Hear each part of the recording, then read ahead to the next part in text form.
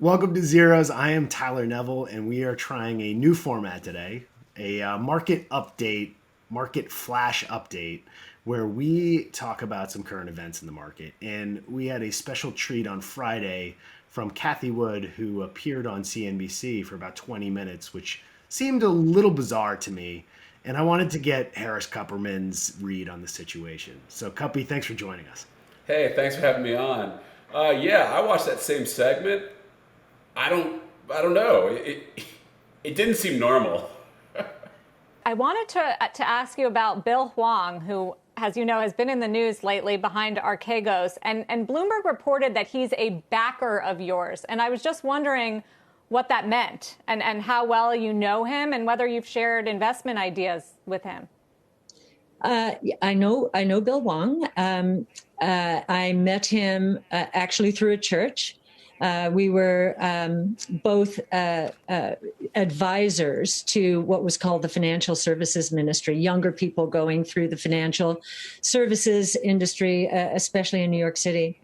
So that was in 2013. So yes, he did provide the seed for our first four ETFs, and we were very grateful to him. Yeah, I kind of got the feeling like she was reading like a disclosure statement or something like that. It was really funny. It seemed like the sort of thing your lawyer tells you to do so you have plausible deniability later on in court. Something didn't seem right there.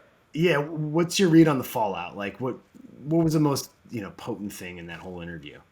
Well, the whole time I just kept thinking that, you guys, 2, 3 weeks ago were joking that it should be called Ark Egos, but I just kept thinking it should be Ark Egos, ARKK Egos. They're somehow tied together, and I just don't know how, but there's a lot more there than just getting some ETFs funded.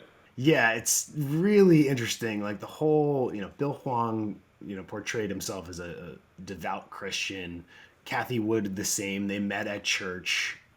He seated her, and she took the money basically because she wanted her investment firm to grow. But what's interesting is this was after he was convicted for insider trading. So she must have known, he had sort of a checkered past. But I guess being a good Christian, she accepted anyway.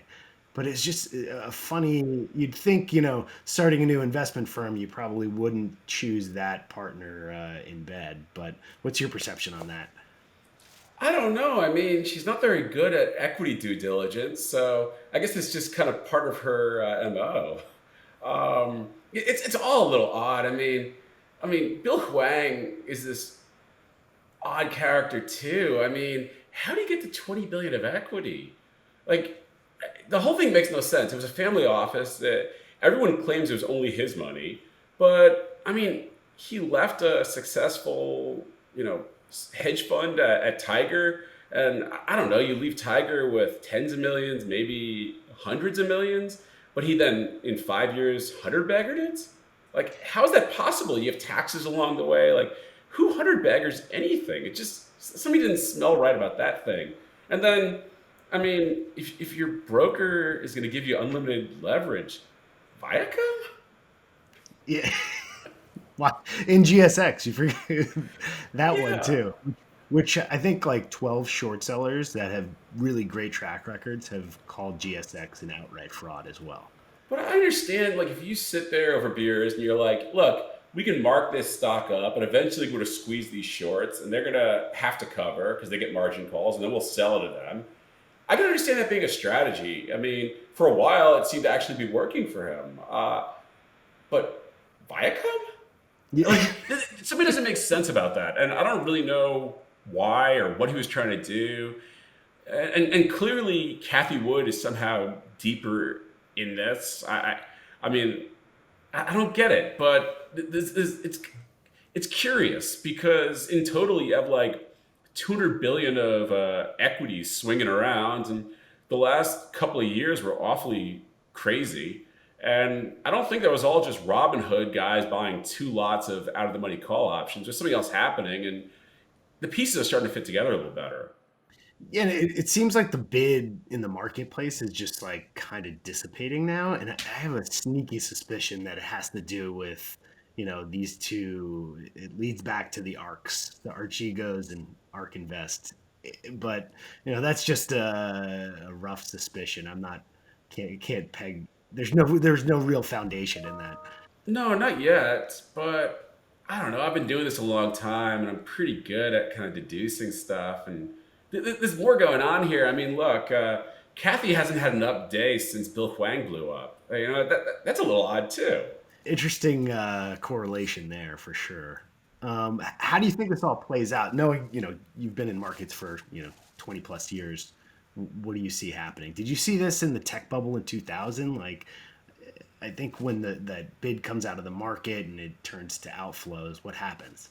Well, if you think back to 2000, you had a couple of these funds. You had Janus 20, you had Munder, you had, First Hand. You had a couple of these guys, and I could never really say that they colluded, but they all owned the same 20-ish stocks. Whenever there was a hot IPO, they'd all seem to buy it in the IPO. They'd get an oversized allocation, then they buy it in the aftermarket and kind of walk it up. They get inflows, which let them buy more. And it was this like self-fulfilling process on the way up because they could constrict the floats in these names.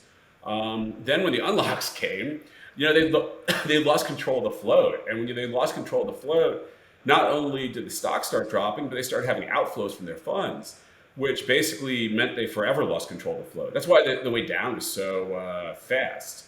Because you had these outflows, plus you had these insiders of these tech stocks all dumping, plus, these guys weren't able to buy anymore. The whole thing kind of fell apart. And when you look at ARKK, it had a lot of those same sort of dynamics with, a couple of funds, maybe it was Bill Hwang, maybe it's some other guys that haven't been disclosed yet, but they all kind of owned the same sort of stocks. And it was great on the way up, and it's pretty nasty on the way down.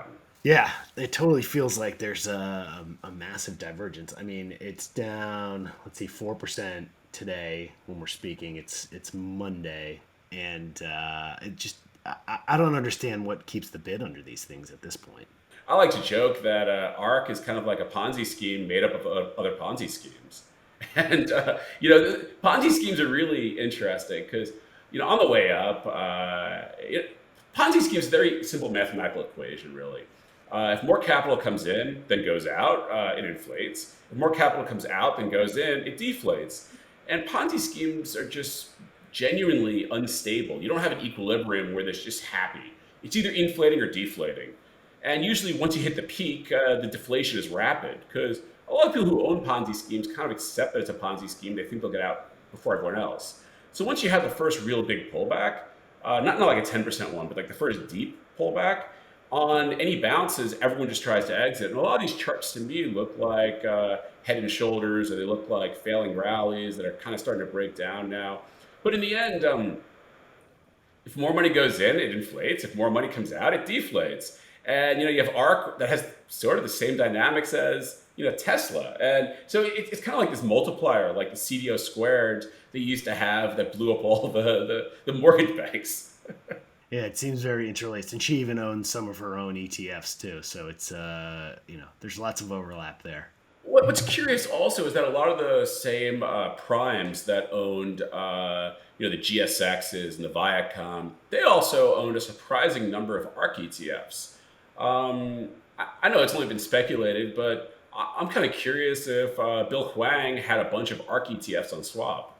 Now that's a question that we'll probably dig for in the next couple months, because I think the smoke is there where the SEC is probably now sniffing around. It sounds like they're understanding the market structure issues, and the right questions are being asked by Gensler now.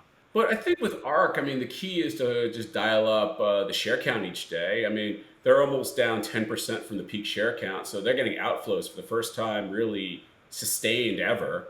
And those sort of sustained outflows will then dent performance, and no one likes a loser. Everyone wants winners. So you're just going to have more selling. It kind of like feeds on itself. Mm-hmm. And so I just check the share count every day to kind of get a sense of where these things are and where we are in the cycle.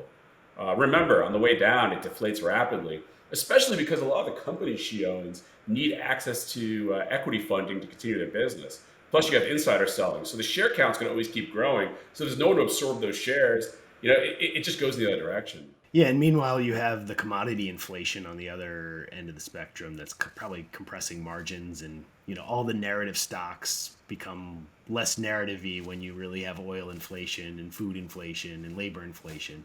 So it kind of, I don't know, probably compresses the multiples that these are trading at as well. Right. I mean, we're having a big secular rotation from Ponzi to commodity and basic materials, and it's been going on really since the day they came out with the vaccine, and it's just been accelerating from here. Well, Cuppy, thanks for joining us. Let's check back in a month and see how your predictions play out. But we're on the same page. Thanks so much, man. Yeah, thanks for having me on. I'm excited to see how this plays out. It's a good crime novel.